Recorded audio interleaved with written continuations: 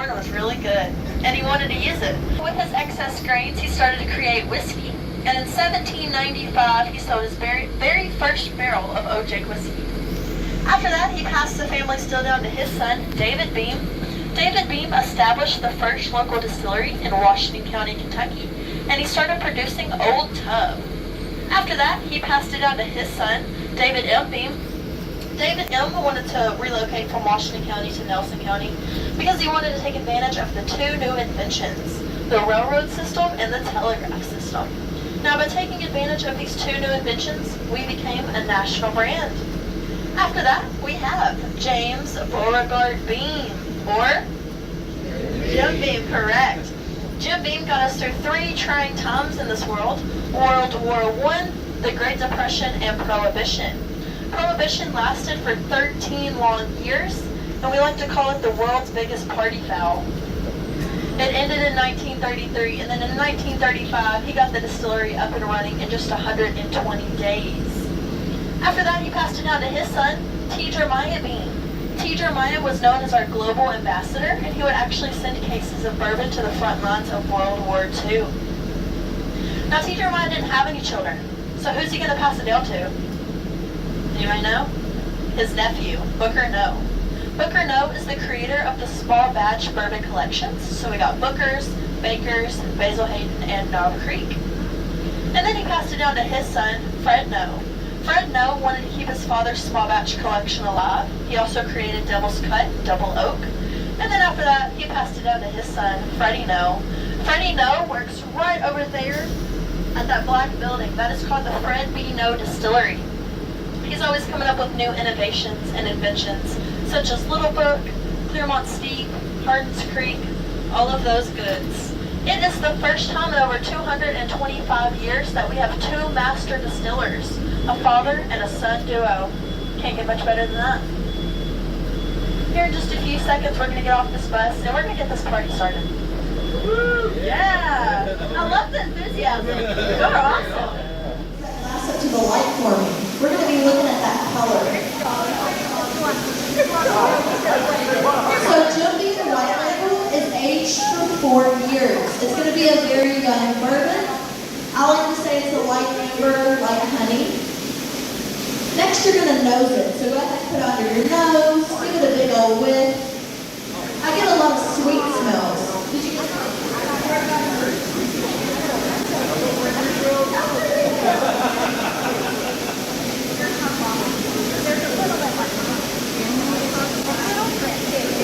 And then finally put it up to the light one more time.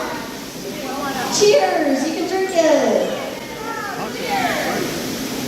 Again, this is Jim Beam White Label, the #1 selling bourbon in the world. A lot of people like to drink this neat, on the rocks. You can also put it in cocktails, which is very good as well. For U.S. Congress declared bourbon America's 1964. They decided to come up with 5 standards of bourbon to kind of differentiate it from whiskey a little bit. So looking at that wall over there are 5 standards.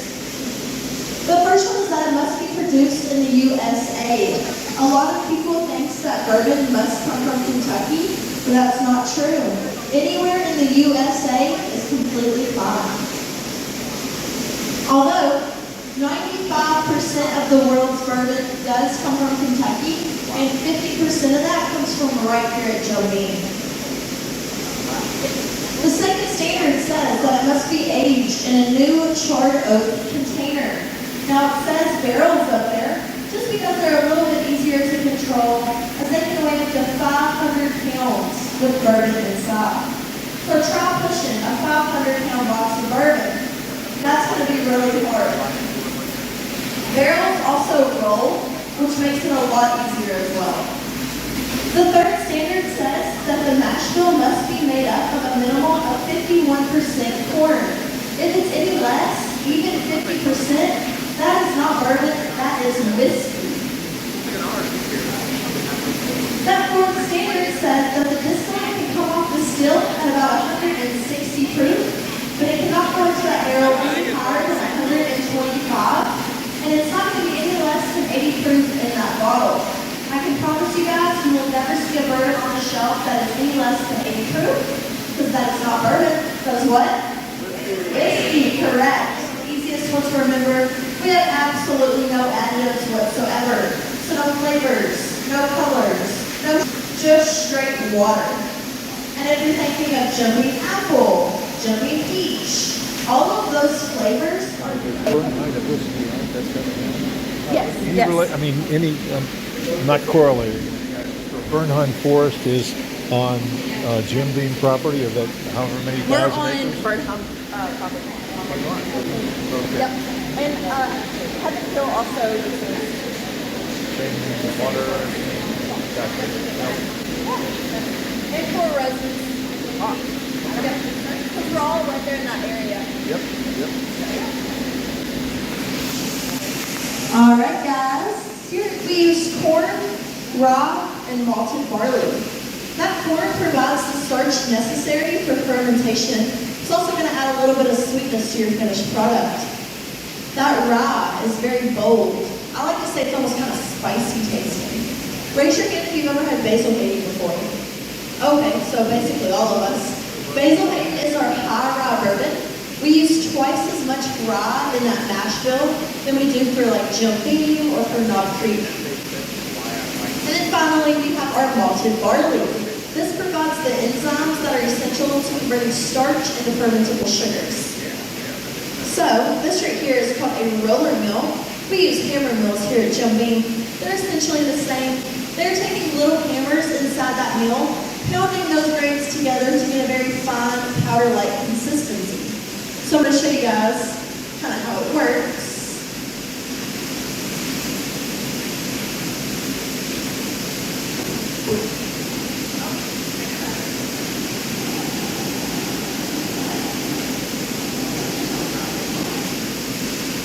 Alright, I'm going to pass this around for you guys to look at. Also smell it. I mean, it's going to smell like grains, but it smells pretty good.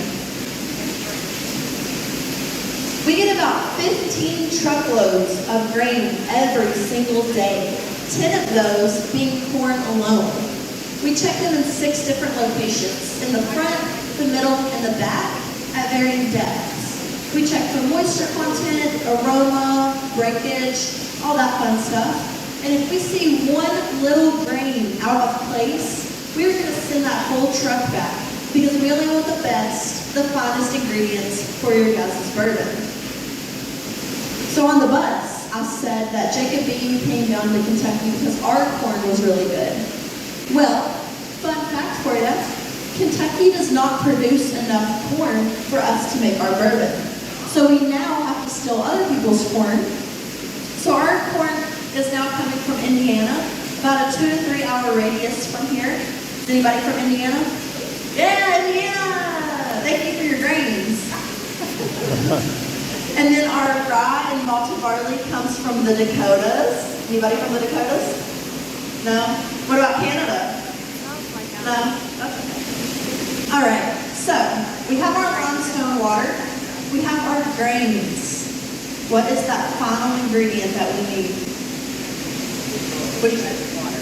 Yeast, correct. Yeast is the backbone of our bourbon. Without it, we have no alcohol whatsoever. So Jim Beam wanted something that nobody else had done before. Something that was going to set apart his distillery from all the others. So he decided to catch a wild yeast strain from his backyard. From what I've been told, he put it in a pan, and that yeast became attracted to that malted barley, and it started feeding off of it. He would keep it in a small jug in his 1939 Cadillac, just like the one you see here. Now that jug is on the passenger side, if you guys want to look at it. So he was so protective of this yeast strain that he would travel with it from his house to the distillery every single day. Just in case there was a fire or a natural disaster, he didn't want anything happening to that yeast. He treated it like a little baby. It was his little yeast baby. Looking up through those windows are 15 of our 22 fermenters here in Claremont. Each holds over 45,000 gallons each and are 2 stories tall. So once we go up there, you guys can kind of see how big and how wide they truly are.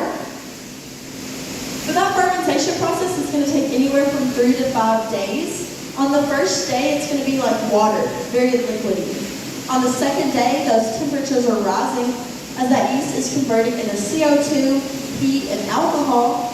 And on the third day, you're going to have something kind of like oatmeal, very thick. All right, who is ready for your second drink? No. All right, that's what I like to hear. Extra age, and it was 86 proof. So they went down a year in age and then up in proof. They also completely rechanged the label. I know we sell it in our gift shop. It's not in stores yet. Give it about another month or so, and you should start seeing it. It's also like $28, so it's very affordable. It's very good burger. This is also what T. Jeremiah would actually send down to the front lines of World War II. This microphone up, and then we're going to head up to There's fermentation. going to be a black pathway, kind of like the one you are standing on right now. Please try to stay on that. I don't want anybody getting lost in fermentation because they will put you to work and they don't pay in bourbon. Second thing, I'm not sure if there's steam cleaning still in here or not. Just be warned, it can be kind of loud and a little hot. Third thing, please breathe in. It smells really good in here, almost like sourdough bread.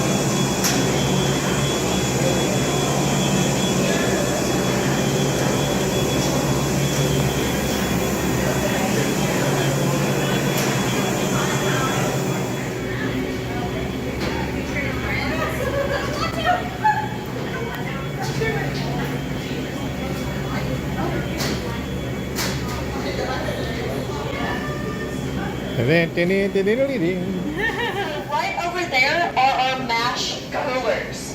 So, you guys are about to go see the cookers here in just a second, but that mash is going to cook for 2 to 4 hours. It is then going to get pumped up into these pipes. Now, that is before it hits those fermentation tanks. So, inside this big pipe right here is a little tiny pipe. That is where the mash goes through. When I say mash, I mean the limestone water, the grains, the yeast, and some setback. Setback is mash from previous batches. That's all that mixed together. So that mash is going to go through a pipe right there, and surrounding that pipe is cold water. That cold water stays between 72 and 75 degrees. That is going to cool that mash down enough to where we can add it into the fermentation tanks, and so we can add in that yeast. Because if we add in that yeast too soon, and then we're going to add it into that 211 temperature, it's going to die.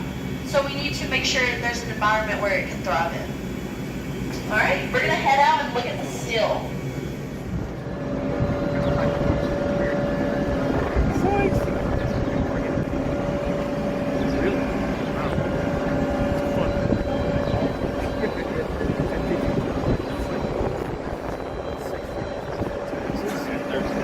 It runs about 24/7, 365 days a year, excluding a couple days for maintenance and cleaning.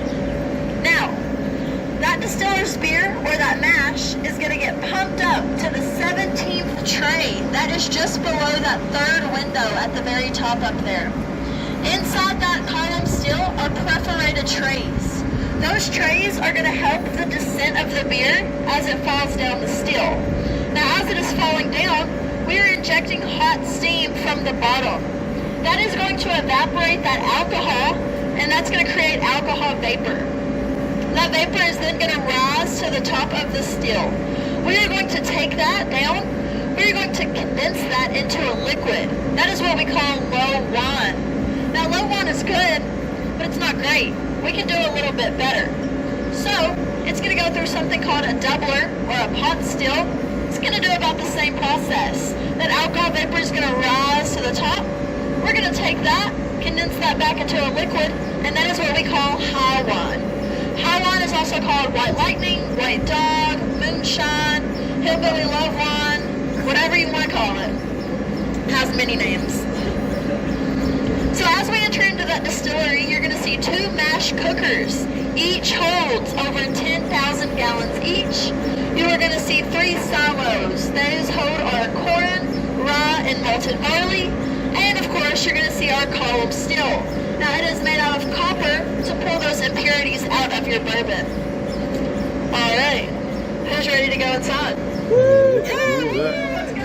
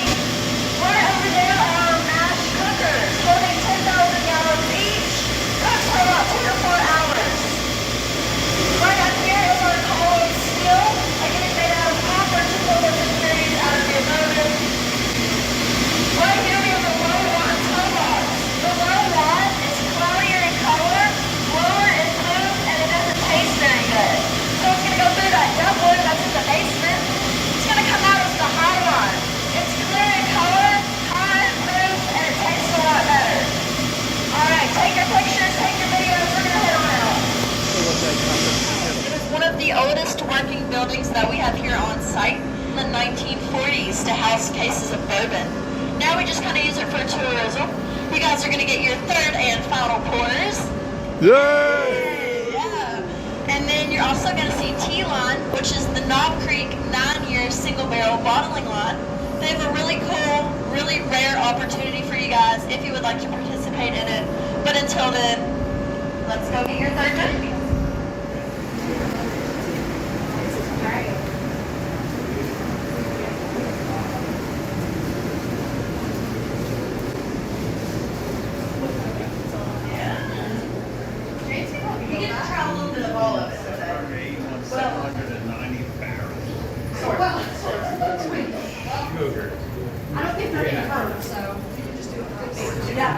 Alright guys, so for your 3rd drink, you have a choice to make. Oh my God. I know. So, I know, I hate decisions like this. I hate decisions in general. So, this is Basil Hayden Original. I like to call it the OG. On all Basil Hayden bottles, there are little helpful notes on the back of here. So if you're newer to drinking or you don't really know what to expect or what to taste, it can kind of help you out a little bit. So for the original, it says it can taste like sweet brown sugar, black pepper, and charred oak, and the finish is going to be dried fruit. Then we have the malted rye. On the back of here, it says it can taste lightly floral, hints of oak, caramel, and cinnamon, and then it's going to have a finish of chocolate and warm spice. So that kind of might help you make up your mind a little bit of what to choose. I highly encourage you to try something that you haven't tried before. But yeah, I'll talk more about it after we drink it. Okay. Oh, make your choice. Basil Hayden. OG. I'll talk more about it after I pour. Right. Man, up in Maryland, he was a preacher and a farmer up there. If you guys kind of want to see what he looks like, it's not a very good picture, but he is on the old Granddad 114 bottle. That is Basil Hayden. That guy, yeah, that is Basil Hayden right there. No, it's good. Okay. Looks sophisticated. What's the proof on the rye? They're both 80. Both 80. All of Basil Hayden is going to be 80 proof. Okay. Across the board. It's down here. It says minimum of 6 years. We also like to call it artfully aged. That is because it is a mixture of 6, 7, and 8-year-old barrels all together. So if you have something kind of like that, you got to call it the youngest one. So if you have 8, 9, and 10, you got to say minimum 8 years. So yeah. And if you don't like either of those and you try them, Don't worry, they have a ton more. They have subtle smoke, they have 10-year, they have toast. They have one called red wine cask finish, but that one's being discontinued. So if you find it, get it. Get it. Yeah, that one's very popular as well. So the toast is made with brown rice instead of that rye, and it's also finished in toasted barrels. And the subtle smoke is just going to be more smoky. Doesn't a toasted barrel, I mean, it's a little longer time versus a normal charred? Is that a difference? So they age it in the barrel, and then they're going to finish it in that toasted barrel for just like a couple more years. So a toasted barrel is slow cooked instead of fast burn. Yeah. After it burns. That's how you toast the barrel. Oh, that guy. He knows it all. He was here. You could do that if you wanted to. We got room in the wagon here? Yeah. Fun fact, actually, I think we're going to start selling full barrels. They cost $12,000 for a full barrel. So, I'm not sure which one it is, guys. Better I'm only not take sure. two then. But I need one volunteer, please. Volunteer. Welcome. Perfect. Yay. Don't worry. I need 3 more later on, so just be prepared. All right. I'm going to have you turn this handle this way for me. That way? That way, yep. And then we are going to raise this hose up together, but we're not going to spill a single drop. Oh my God. Okay? A lot of pressure. All right, ready? Perfect. Can you guys see? Yes. So this is Basil Hayden distillate right now. Oh, it's not coming out anymore. Oh no. I guess so. Come on. All right, you know what? We're going to try this other one over here. Pressure. Too much pressure. I didn't like it. All right, we're gonna try this one. Cut. Act like that didn't happen. All right, turn it this way. Perfect. Please work. Please work. All right, it's not working. All right. You know what? We're gonna try this one again. Because I need y'all to see this. It's so fun. All right. All right, I'm gonna go ahead and spill some. I know I said not to, but I gotta make a mess wherever I go. All right, put your hands in it for me, and then rub them together, and then clap. I'll smell it. It smells like grains. You can definitely smell the corn for sure. Do it one more time. Smell it. It's more nuttier, chocolatier smells. If you don't get those nuts or that chocolate, you can notice the difference for sure. We are creating friction, which is creating heat, getting rid of that alcohol smell, so you guys can smell it. One time I did it, and someone said they didn't notice the difference in front of the whole tour. I said, okay, you're lying. You're lying, everybody. There is a difference. There is a difference. Final pour. Oh. Oh, yeah. It's okay. You're not. Now, does anybody guess what it is? Knob Creek. Knob Creek.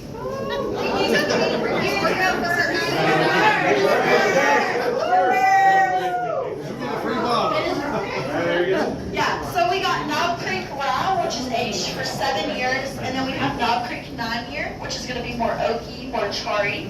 The rye is going to be more bold, more spicy. Alrighty. Who wants to go first? You want to go first? You go first. I would go 9. Do ourselves is make our own barrels. So we are partnered with ISC, which is the Independent Stave Company. They are located here. If you guys can move up a little bit so that group can get through. Perfect. They are located in Lebanon, Kentucky, Moorhead, Kentucky, and Lebanon, Missouri. They sent us over this quick little video to show you guys the entire process. And lucky for you guys, I get to narrate it. So it starts with felling, which is just a fancy word for cutting down a tree. We want American white oak trees that are 80 to 100 years old.